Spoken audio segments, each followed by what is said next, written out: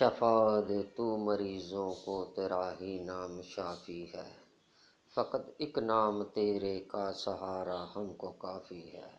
السلام علیکم ناظرین، ای طب چینل میں حکیم سید اسلم شاہ آپ کی خدمت میں حاضر ہے۔ آج میں آپ کو بہت ہی موضوعی امراض بواسیر خونی وبادی کے لیے مفید، مؤثر اور شفا یاب نسخہ عطیہ کر رہا ہوں، جس کے استعمال سے ہزاروں مریض شفا یاب ہو چکے ہیں۔ جو لوگ اس مرض میں مبتلا ہیں ان کے لیے شفا کا پیغام ہے۔ سب سے پہلے آپ کو بواسیر کی علامات سے آگاہ کرتا ہوں تاکہ آپ اچھی طرح جان سکیں کہ آپ اس مرض میں مبتلا تو نہیں ہیں۔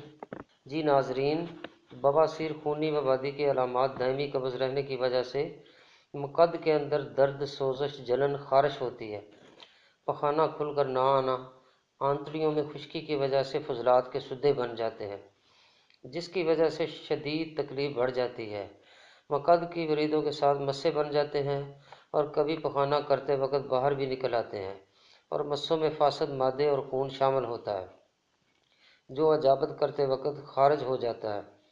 بعد میں پھر سے مسے پھول جاتے ہیں جو کہ تکلیف کا باعث بنتے ہیں۔ اگر وقت پر مؤثر علاج نہ کیا جائے تو بکندر اور نسور جیسی موذی امراض جنم لیتی ہے۔ مقد کے قریب 1 یا 2 پھنسی بن جاتی ہے، گندا لیسدار مادہ خارج ہوتا رہتا ہے۔ یہ بواسیر کا آخری درجہ ہے۔ جی ناظرین، اب علاج کی طرف آتے ہیں۔ جو نسخہ میں آپ کو بتانے لگا ہوں ہر پنساس اسٹور سے بآسانی مل جائے گا۔ ناظرین، نسخہ نوٹ کر لیجئے۔ اس نسخہ کے کل 7 اجزاء ہیں۔